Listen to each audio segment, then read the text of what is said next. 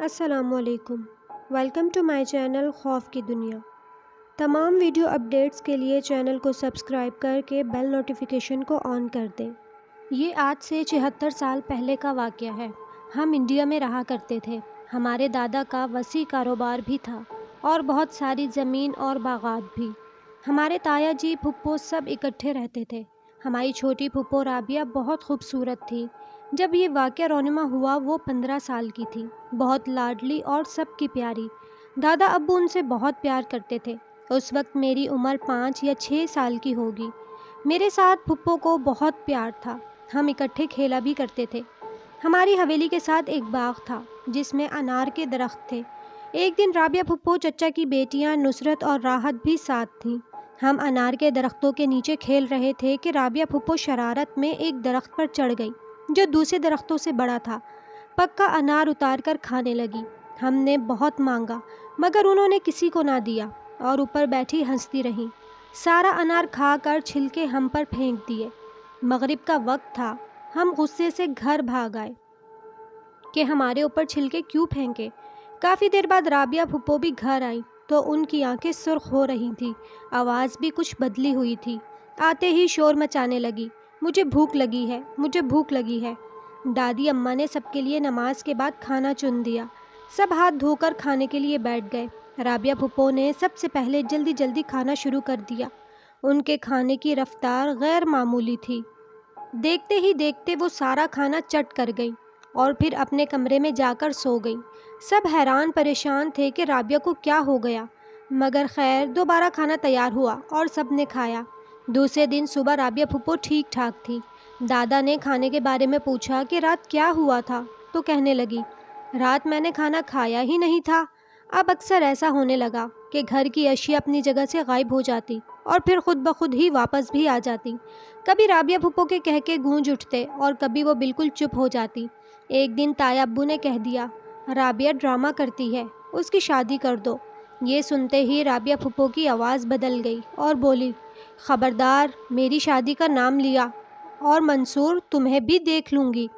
دوسرے دن تایا ابو سائیکل پر فٹ بال کھیلنے کے لیے جانے لگے تو وہ جیسے ہی سائیکل آگے کی طرف چلانے کی کوشش کرتے ان کی سائیکل پیچھے کی طرف کھینچ لی جاتی، مگر کھینچنے والا نظر نہ آتا۔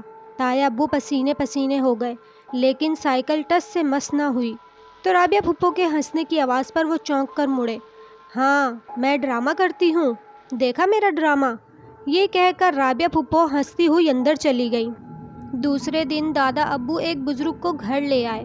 انہوں نے رابعہ پھپھو کو دیکھتے ہی ان کے گرد فوراً حصار باندھ دیا اور قرآنی آیات کا ورد کرنے لگے۔ رابعہ پھپھو نے حصار کے اندر اچھلنا شروع کر دیا۔ مولوی صاحب نے ایک گلاس پانی اور ہانڈی منگوائی، بھیگا ہوا آٹا بھی۔ انہوں نے پاس رکھ لیا اور آیات پڑھ پڑھ کر پانی پر پھونک مارتے گئے۔ رابعہ پھپھو نے چلانا شروع کر دیا، نہیں جاؤں گا، کبھی نہیں جاؤں گا۔ کیوں؟ اس نے کیا بگاڑا تھا؟ مولوی صاحب نے پوچھا۔ اس نے میرے درخت پر انار توڑا تھا اور درخت کے اوپر چڑھ گئی تھی جہاں میں رہتا تھا۔ یہ مجھے اچھی لگی، میں اس کے کندھے پر آ گیا ہوں۔ چلو اب اس کا پیچھا چھوڑ دو، میں تمہیں کچھ نہیں کہوں گا، ورنہ یہ میری شہلا جیسی ہے، میں اسے نہیں چھوڑ سکتا۔ یہ شہلا کون ہے؟ مولوی صاحب نے پھر اس سے پوچھا۔ وہ میری محبوبہ تھی مگر اس کے گھر والوں نے مجھے دھوکے سے زندہ جلا دیا۔ شہلا نے کنویں میں کود کر خودکشی کر لی۔ میری روح تب سے بھٹک رہی ہے اور میں شہلا کی روح کی تلاش میں ہوں۔ تمہارا نام کیا ہے؟ میں کالو چمار ہوں اور تم میرا کچھ نہیں بگاڑ سکتے۔ اچھا، اگر تم اتنے ہی بہادر ہو تو اس ہانڈی کے اندر آ کر دکھاؤ، تمہیں شہلا کی قسم ہے۔ مولوی صاحب نے اسے اکسایا۔ ٹھیک ہے، مگر آپ نے ڈھکنا بند نہیں کرنا۔ اور پھر سب نے دیکھا کہ سفید سا دھواں رابعہ پھپھو کے کندھوں سے اٹھ کر ہانڈی کے اندر چلا گیا۔ مولوی صاحب نے زور زور سے آیت الکرسی پڑھتے ہوئے ڈھکنا اوپر رکھ دیا اور گیلے آٹے سے چاروں طرف ہانڈی کو بند کر دیا۔ حویلی کے پیچھے ایک گہرا گڑھا کھود کر اس میں ہانڈی دفن کر دی اور رابعہ پھپھو کے گلے میں تعویذ ڈال دیا تاکہ آئندہ کے لیے اس بدروح سے محفوظ رہ سکیں۔ پاکستان بن گیا، ہم کراچی آ گئے اور رابعہ پھپھو کی شادی ہو گئی۔ وہ اپنے گھر بہت خوش تھیں۔ گلے کا تعویذ ایک دن انہوں نے دیوار پر رکھا کہ نہا کر پہن لیں گی۔ دوبارہ دیکھا تو وہ غائب تھا۔ انہوں نے پرواہ نہ کی۔ کچھ عرصے بعد ان کے بیٹا ہوا، لیکن چند سانس لینے کے بعد وہ ختم ہو گیا۔ سب کو بہت دکھ ہوا۔ رابعہ پھپھو کا بھی رو رو کر برا حال تھا۔ پھر یک کے بعد دیگرے پھپھو کے ہاں کئی بیٹے ہوئے، مگر چند سانس لے کر مر گئے۔ آخرکار پھپھو کے شوہر ایک مولوی صاحب کو لے آئے۔ انہوں نے پھپھو کو دیکھا تو بتایا، اس پر کسی بدروح کا سایہ ہے۔ جس ہانڈی میں اسے بند کیا گیا تھا اس کا آٹا دیمک کھا گئی اور وہ روح آزاد ہو گئی ہے۔ رابعہ کا تعویذ بھی اسی بدروح نے گم کر دیا ہے۔ 2 دن تک مولوی صاحب پڑھتے اور دم کرتے رہے، پھر یہ کہہ کر واپس چلے گئے کہ یہ میرے بس کا روگ نہیں ہے۔ دوسرے دن ہی پھپھو کے شوہر انتقال کر گئے۔ رات کو بالکل ٹھیک سوئے تھے، صبح دیکھا تو ہمیشہ کی نیند سو چکے تھے۔ پھپھو دماغی توازن کھو بیٹھیں، انہیں اپنی سدھ بدھ ہی نہ رہی، الٹی سیدھی حرکتیں کرتی، میلاد سے بھاگ آتی، قوالی سن کر اپنے حواس میں نہ رہتی، نماز بھی نہ پڑھتی، سارا دن سر میں خاک ڈالتی رہتی۔ سبھی گھر والے بہت پریشان تھے۔ ایک دن صحن میں بے ہوش پڑی تھی، جب مشکل سے ہوش میں آئیں تو مردانہ آواز میں سب کو ڈانٹنے لگی، تم سب نے بھی میرے ساتھ دھوکہ کیا اور مجھے ہانڈی میں بند کروا دیا۔ میں نے تم سب کو سزا دی ہے۔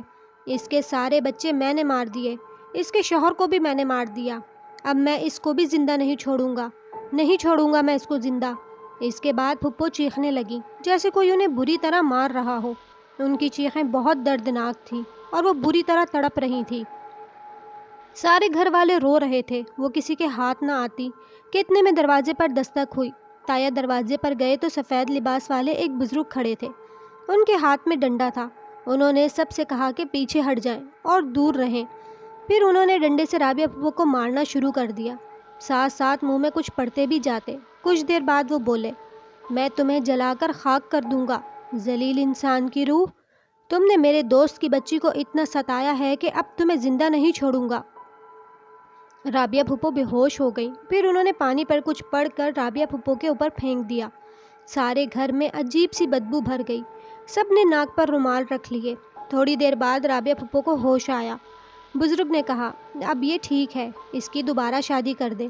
تایا ابو نے ان کے ہاتھ عقیدت سے چوم لیے۔ وہ بزرگ اجازت لے کر چلے گئے۔ کچھ ماہ بعد پھپھو کی دوبارہ شادی کر دی گئی۔ اب وہ سندھ میں اپنے بچوں اور میاں کے ساتھ خوش و خرم رہتی ہیں۔ بچے بڑے ہو گئے ہیں، ان کی شادیاں بھی ہو گئی ہیں۔ پھپھو سکون سے اپنے گھر میں بچوں کو قرآن پاک کی تعلیم دیتی ہیں۔